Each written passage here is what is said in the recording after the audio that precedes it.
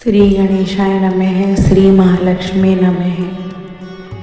आज के पावन शुक्रवार के दिन हम श्रद्धा और भक्ति भाव से माता लक्ष्मी जी की पूजा एवं व्रत कथा का श्रवण कर रहे हैं। आइए कथा आरंभ करते हैं। एक बुढ़िया थी और उसके 7 पुत्र थे। 6 कमाने वाले थे, एक निकम्मा था। बुढ़िया माँ 6 पुत्रों की रसोई बनाती, भोजन कराती और पीछे से जो कुछ बचता सो 7वें को दे देती। परंतु वह बड़ा भोला वाला था, मन में कुछ विचार नहीं करता। एक दिन अपनी बहू से बोला, देखो मेरी माता मुझ पर कितना प्यार करती है। वह बोली, क्यों नहीं, सबका झूठा बचा हुआ तुमको ही तो खिलाती है। वह बोला, भला ऐसा भी कहीं हो सकता है? मैं जब तक आंखों से इन्हें देखूं मान नहीं सकता। बहू ने हंसकर कहा, तुम देख लोगे तब तो मानोगे। कुछ दिन बाद बड़ा त्योहार आया। घर में 7 प्रकार के भोजन और चूरमे के लड्डू बने। वह जांचने को सिर दर्द का बहाना बनाकर पतला कपड़ा सिर पर ओढ़कर रसोई के घर में सो गया और कपड़े में से वह सब देख रहा था। 6 भाई भोजन करने आए। उसने देखा माँ ने सबके लिए सुंदर सुंदर आसन बिछाए हैं, 7 प्रकार की रसोई परोसी है और वह आग्रह करके जिमाती है। वह देखता रहा। 6 भाई भोजन कर उठे तब माता ने उनकी झूठी थालियों में से लड्डुए के टुकड़े को उठाया और एक लड्डू बनाया।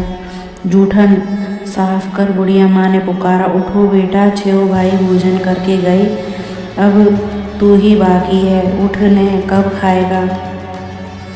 वह कहने लगा, माँ मुझे भोजन नहीं करना, मैं परदेश जा रहा हूँ। माता ने कहा, कल जाता हो तो आज ही जा। वह बोला, हाँ हाँ आज ही जा रहा हूँ।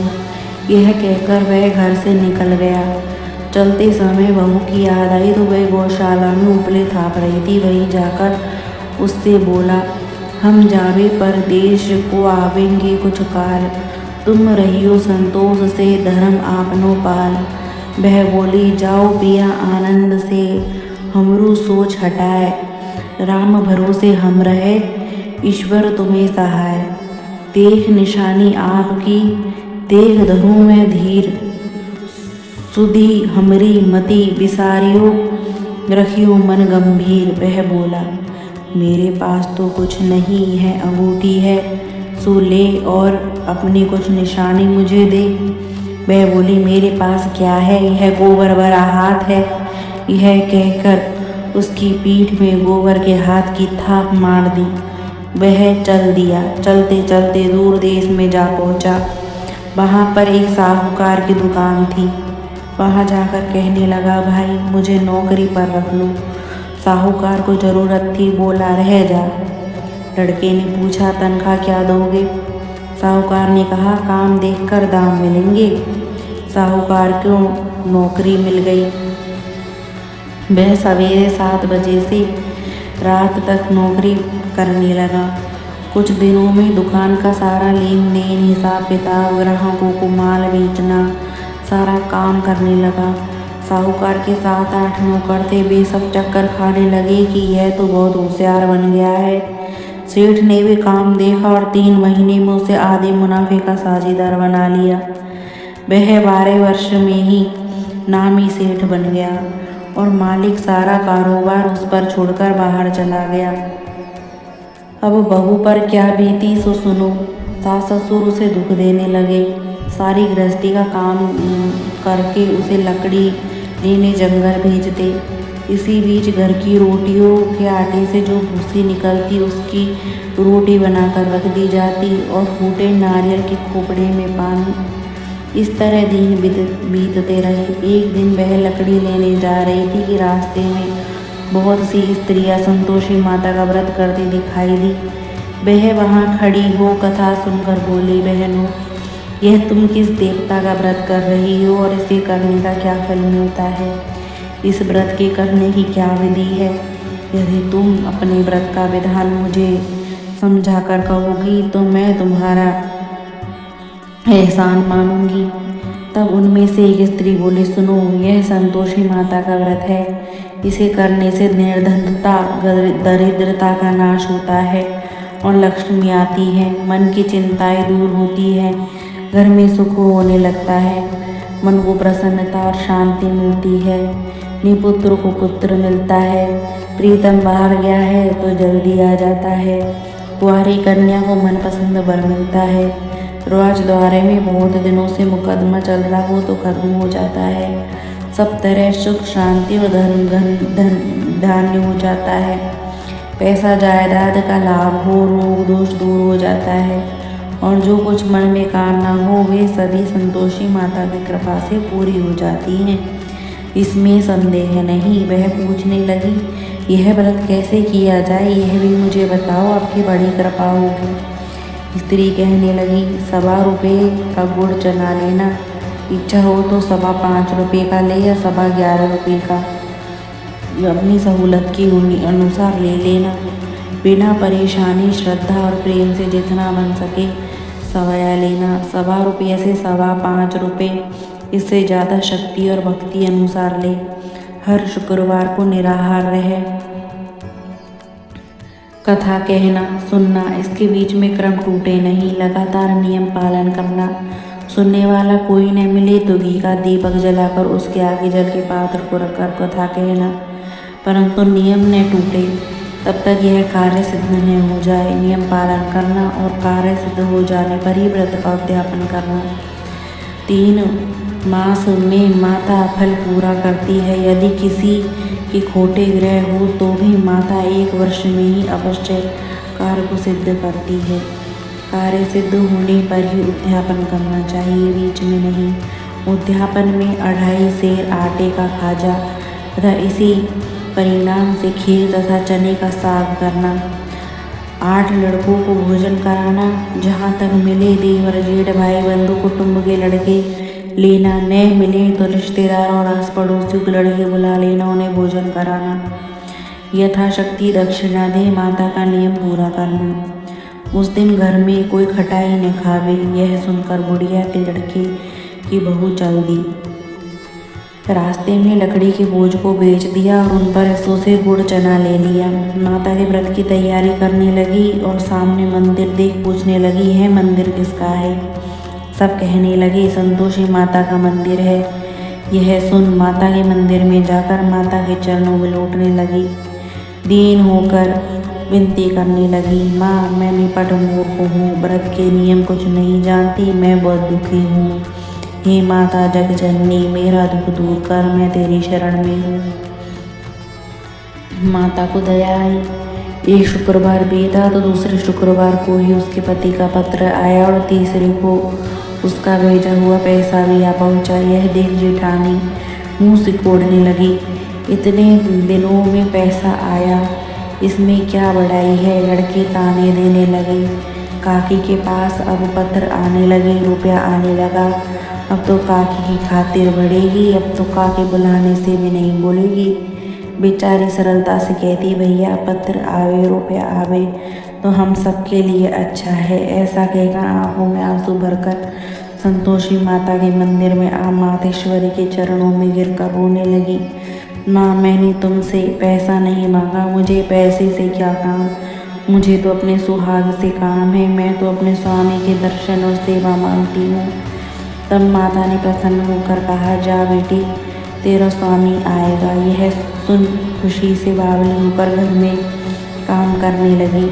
अब संतोषी माँ विचार करने लगी, इस भोली पुत्री से मैंने कह तो दिया तेरा पति आएगा, पर आएगा कहाँ से? वह तो स्वप्न में भी से याद नहीं करता, उसे याद दिलाने मुझे जाना पड़ेगा।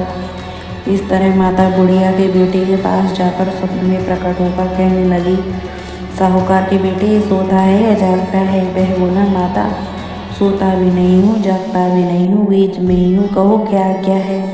माँ कहने लगी, तेरा घर बार कुछ है या नहीं? वह बोला, मेरा सब कुछ है माता, माँ बाप भाई बहन बहू, क्या कमी है? माँ बोले पुत्र तेरी स्त्री घोर कष्ट उठा रही है, माँ बाप उसे दुख दे रहे हैं, वह तेरे लिए तरस रही है, तू उसकी सुध ले। वह बोला, हाँ माता यह तो मुझे मालूम है, परंतु मैं जाऊँ तो जाऊँ कैसे? परदेश की बात है, लेन देन का कोई हिसाब नहीं, कोई जाने का रास्ता नजर नहीं आता, कैसे चला जाऊँ? माँ कहने लगी, मेरी बात मानो। सवेरे नहा धोकर संतोषी माता का नाम ले घी का दीपक जला, दंडवत कर दुकान पर जा बैठना। देखते देखते तेरा लेन देन सब चुक जाएगा, माल बिक जाएगा। सांझ होते होते धन का ढेर लग गया। सवेरे बहुत जल्दी उठ उसने लोगों से अपने सपने की बात कही तो सब उसकी बात सुनकर खिल्ली उड़ाने लगी। कई सपने भी सच होते हैं। एक बूढ़ा बोला, देख भाई मेरी बात मान, इस प्रकार सांझ झूठ करने से बदले देवता ने जैसा कहा है वैसा ही करने में तेरा क्या जाता है। वह बूढ़े की बात मानकर स्नान कर संतोषी माँ को दंडवत कर घी का दीपक जलाकर दुकान पर बैठ गया। थोड़ी देर में वह क्या देखता है कि लेने वाले रुपया लाए, लेने वाले हिसाब लेने लगे। कोठे से भरे सामानों के खरीदार नगद दाम से सौदा करने लगे। शाम तक धन का ढेर लग गया। माता का चमत्कार देख प्रसन्न हो मन में माता का नाम ले घर ले जाने के वास्ते गहना कपड़ा खरीदने लगा और वहाँ के काम से निपट कर वह घर को रवाना हुआ। वहाँ बहू बेचारी जंगल से लकड़ी लेने जाती है। लौटते वक्त माँ के मंदिर पर विश्राम करती है। वह तो उसका रोजाना रुकने का स्थान था। दूर से धूल उड़ती देख वह माता से पूछती है, माता ये धूल कैसे उड़ रही है। माँ कहती है, ये पुत्री तेरा पति आ रहा है, अब तू ऐसा कर लड़कियों के 3 बोझ बना ले। एक नदी किनारे रख, दूसरा मेरे मंदिर पर और तीसरा अपने सिर पर रख। तेरे पति को लकड़ी का गट्ठा देखकर मोह पैदा होगा, वह वहाँ रुकेगा, नाश्ता पानी बना खाकर माँ से मिलने जाएगा। अब तू लकड़ियों का बोझ उठाकर घर जाना और बीच में चौके में गट्ठा डालकर 3 आवाज़ें जोर से लगाना। लो सासू जी लकड़ियों का गट्ठा लो, भूसी की रोटी दो और नारियल के कोपरे में पानी दो। आज कौन मेहमान आया है। माँ की बात सुन बहू बहुत अच्छा माता कहकर प्रसन्न होकर लकड़ियों के 3 गट्ठे ले आई। एक नदी तट पर, एक माता के मंदिर पर रखा। इतने में ही एक मुसाफिर आ पहुंचा।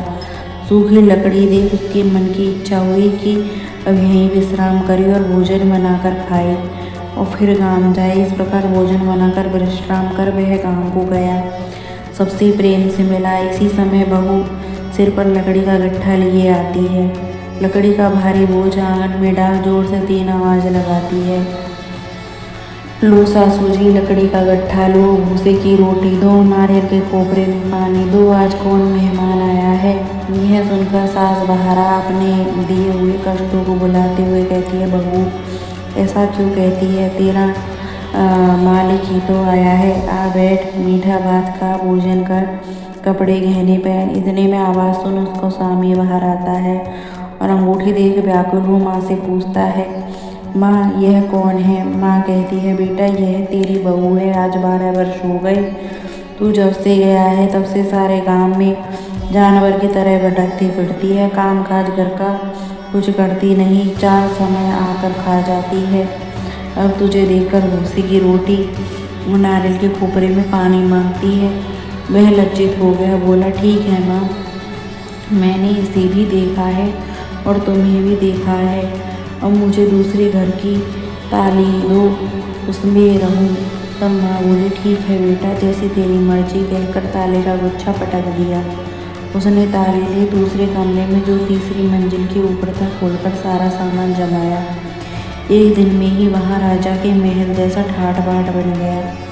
अब क्या था, वो दोनों सुखपूर्वक रहने लगे। इतने में अगला शुक्रवार आया। बहू ने अपने पति से कहा कि मुझे माता का उद्यापन करना है। पति बोला, बहुत अच्छा, खुशी से करो। वह तुरंत ही अध्यापन की तैयारी करने लगी।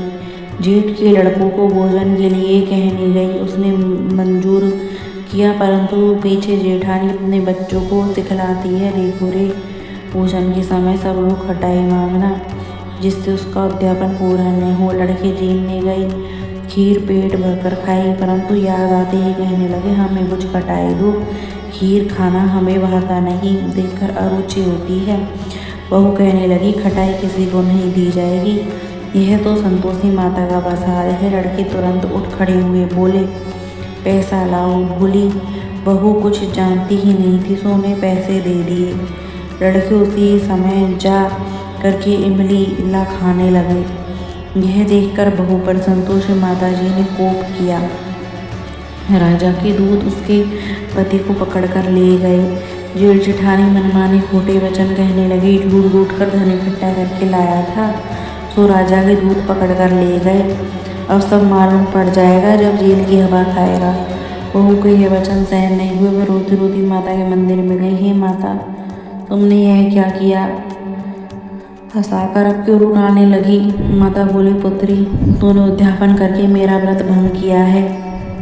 इतनी जल्दी सब बातें भुला दी? वह कहने लगी। माता बोली, तो मैं कुछ भी नहीं ने कुछ अपराध किया। मुझे तो लड़कों ने भूल में डाल दिया। मैंने उनमें पैसे दिए, मुझे क्षमा कर दो। माँ बोली, ऐसी भी कोई भूल होती है? वह बोली, माँ मुझे माफ़ कर दो, मैं ही तुम्हारा उद्यापन करूँगी। माँ बोली, अब भूल मत करना। वह बोली, अब नहीं होगी। माँ बतलाओ वह कैसे आएंगे? माँ बोली, जा पुत्री, तेरा पति तुझे रास्ते में ही आता मिलेगा। वह घर को चली। राह में पति आता मिला। उसने पूछा, तुम कहाँ से आई? तब वह कहने लगा, इतना धन कमाया है, इतना टैक्स राजा से मांगा था, वह भरने को गया था। वह प्रसन्न हो बोली, भला हुआ, अब घर चलो। उस दिन बाद में शुक्रवार आया। वह बोली, मुझे माता को उद्यापन करना है। पति ने कहा, करो। वह फिर जेठ के लड़कों से भोजन के लिए कहने गई। जेठानी ने तो एक दो बातें सुनाई और लड़कों को सिखा दिया कि तुम पहले की तरह ही खटाई मांगना। लड़के कहने लगे, हमें खीर नहीं खाना, जी बिगड़ता है, कुछ खटाई खाने को देना। वह बोली, खटाई खाने को नहीं मिलेगी, आना हो तो आओ। वह ब्राह्मणों के लड़के ला भोजन कराने लगी। यथाशक्ति दक्षिणा की जगह एक एक फल उन्हें दिया। इसे संतोषी माता प्रसन्न हुई। माता की कृपा होते ही 90 मास उसको चंद्रमा के समान सुंदर पुत्र प्राप्त हुआ। पुत्र को लेकर प्रतिदिन माता जी के मंदिर में जाने लगी। माँ ने सोचा कि यह रोज आती है, आज क्यों न मैं इसके घर चलूँ, इसका आसरा देखूँ तो सही। यह विचार कर माता ने भयानक रूप बनाया। गुड़ और चने से सना मुँह पर सूंड के समान होठ, उस पर मक्खियाँ भिनभिना रही थी। दहलीज में पाँव रखती उसकी सास चल रही। देखो रे, कौन चुड़ैल डाकनी आ रही है, लड़कों इसे भगाओ नहीं तो किसी को खा जाएगी। लड़के डरने लगे और चिल्लाकर खिड़की बंद करने लगे। छोटी बहू रोशनदान से देख रही थी। प्रसन्नता से पगली होकर चिल्लाने लगी, आज मेरी माताजी मेरे घर आई है। यह कहकर बच्चे को दूध पिलाने से हटाती है और इतने में सास का क्रोध फूट पड़ा। बोली, राण, इसे देखकर कैसे उतावली हो रही है, जो लड़के को ही पटक दिया। इतने में माँ के प्रताप से जहाँ देखो वहीं लड़के ही लड़के नजर आने लगे। वह बोली, माँ, मैं जिनका व्रत करती हूँ यह वही संतोषी माता है। इनका क्या है, झट से सारे घर के किवाड़ खोल देती है।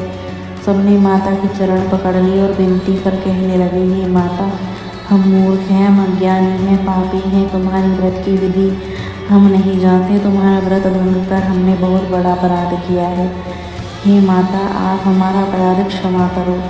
इस प्रकार माता प्रसन्न हुई। माता ने बहू को जैसा फल दिया वैसा सबको देना।